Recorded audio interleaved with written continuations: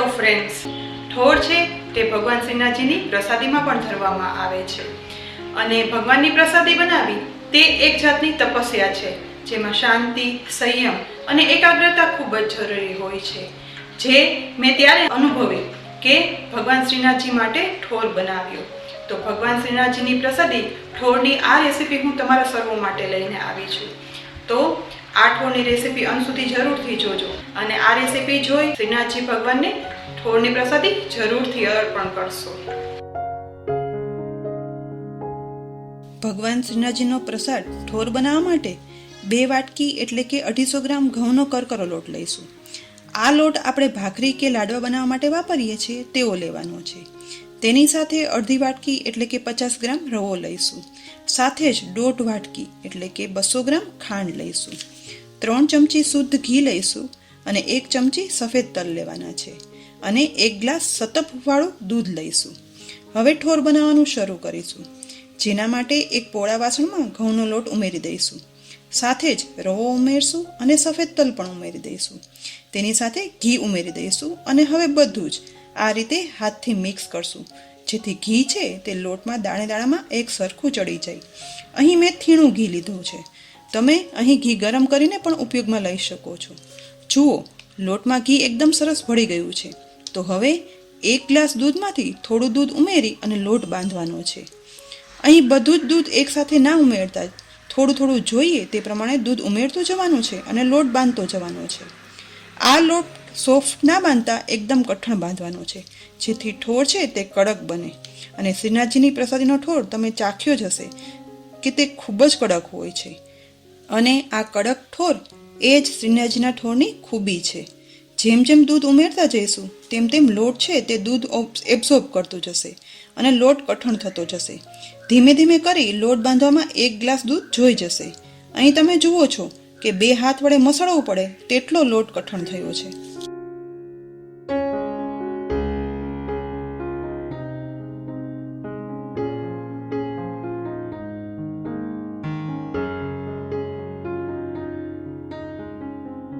હવે આ લોટ બંધાઈ ગયો છે, તો તેને ઢાંકણ વડે ઢાંકી અને 1 કલાક સુધી રાખી દઈશું. 1 કલાક પછી જોઈશું દૂધમાં લોટ બાંધવાના લીધે લોટ એવો જ કડક રહ્યો છે. તો હવે આ લોટને થોડો મસળી અને તેના 2 એકસરખા ભાગ કરી લઈશું અને ભાખરીના જે રીતે લુવા બનાવીએ છીએ તે રીતે હાથથી આ રીતે લુવા બનાવીશું. લોટ કડક હોવાને લીધે આ રીતે લુવા બનાવવામાં ખૂબ જ સમય લાગે છે, પરંતુ ધીમે ધીમે પ્રેસ કરી અને લુવા બનાવી લઈશું.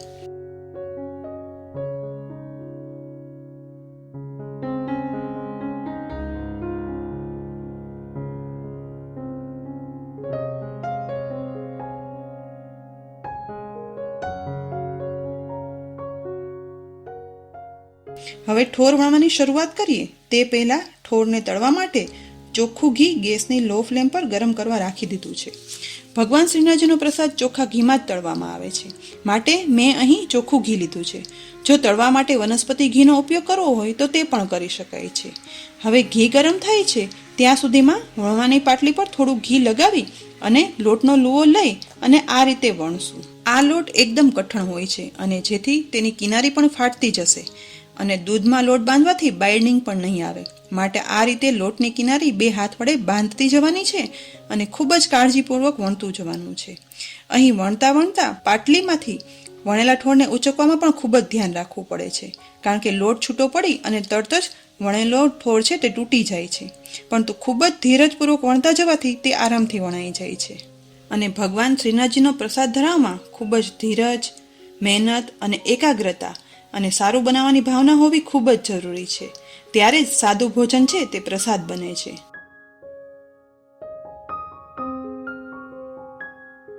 જુઓ, આ થિકનેસનો રોટલી ભાખરી સાઈઝનો ઠોર વણી લઈશું. હવે ચપ્પુ વડે એકદમ ઊંડા ચીરા પાડી લઈશું, જેથી તળવા સમયે અંદર સુધી તળાઈ જાય. હવે ઠોર વણાઈ ગયો છે. બીજી સાઈડ લો ફ્લેમ પર ઘી પણ ગરમ થઈ ગયું છે. હવે તળવાના જરામાં આ રીતે વણેલો ઠોર લઈ અને ઘીમાં તળવા માટે ઉમેરશું, કારણ કે વણેલો ઠોર છે તે ખૂબ જ કડકની સાથે ખૂબ જ સોફ્ટ પણ હોય છે, જેથી હાથથી ઉમેરશું તો તૂટી જશે. માટે આ રીતે કાળજીપૂર્વક ઉમેરી અને તળવા માટે રાખીશું. ગેસની ફ્લેમ લો રાખીને જ તળીશું. હવે એક સાઈડ થોડું તળાઈ જાય એવું લાગવા માંડે એટલે હવે ચીપિયા અને ઝારાના ઉપયોગથી આ રીતે ખૂબ જ ધીરજપૂર્વક સાઈડ ચેન્જ કરશું. હવે બીજી સાઈડ પણ આ રીતે તળીશું. થોડું એવું કડક થાય એટલે ફરીથી સાઈડ ચેન્જ કરશું. હવે ધીમે ધીમે આ ઠોર કડક થવા લાગશે અને કલર પણ ગોલ્ડન બ્રાઉન થવા લાગશે.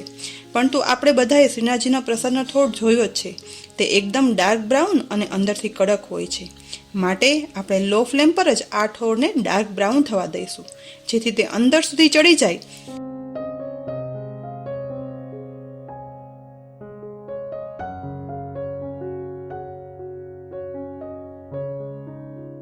હવે જુઓ, ઠોર સરસ તળાવા લાગ્યો છે. તો આ રીતે ચમચા વડે પણ ઉપરથી ઘી ઉમેરતા જઈ અને તળશું, જેથી બંને સાઈડ સરસ તળાઈ જાય.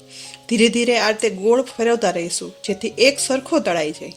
ઠોર બનાવવામાં એકાગ્રતા સાથે ધીરજ ખૂબ જ જરૂરી છે. એક ઠોર તળવામાં આશરે 15 મિનિટ જેવો સમય લાગે છે. જુઓ, 15 થી 17 મિનિટ સુધી તળાયા પછી આ ઠોર છે તે ડાર્ક ગોલ્ડન બ્રાઉન તળાઈ ગયો છે.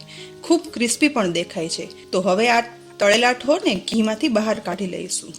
જુઓ, ફાટેલી કિનારી સાથે બિલકુલ આપણે જોઈએ તેવો ઠોર તળાઈ ગયો છે. હવે આ જ રીતે વણી અને બીજો ઠોર પણ તળી લઈશું અને બંને ઠોરને ઠંડા કરવા માટે રાખીશું. આ દરમિયાન ચાસણી બનાવી લઈશું, જેના માટે ગેસની હાઈ ફ્લેમ પર એક પોળા વાસણમાં ખાંડ લઈશું. ખાંડ ડૂબે તેટલું પાણી ઉમેરી દઈશું અને ખાંડના આ મિશ્રણને સતત મિક્સ કરશું અને ચાસણી બનાવીશું. અહીં ખાંડ ઓગળી જાય ત્યાં સુધી સતત મિક્સ કરવાનું છે.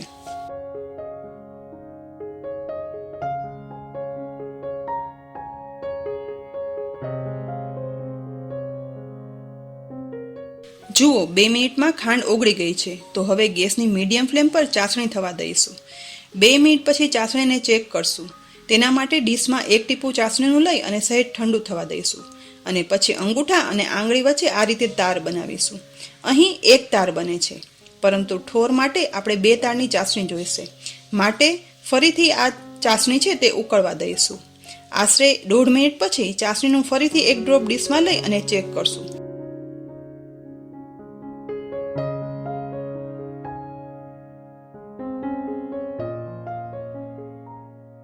જુઓ, ચાસણીનો 1 તાર જાડો થાય છે અને ખેંચે તેટલો લાંબો પણ થાય છે, તૂટતો પણ નથી અને બીજો તાર પણ બની ગયો છે.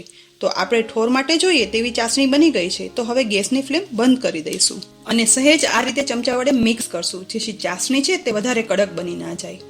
હવે આ ગરમ ચાસણીમાં ઠોરને આ રીતે ઉમેરી દઈશું અને ઉપર ચમચા વડે ચાસણી ફેલાવી દઈશું, જેથી ચાસણીનું લેયર એક સરખું ઉપર નીચે બધે જ ફેલાઈ જાય. આશરે 1 મિનિટ પછી ફરી આ રીતે ચીપિયા વડે ઠોરની સાઈડ ચેન્જ કરશું અને ચાસણીમાં ઠોરને ડુબાડશું.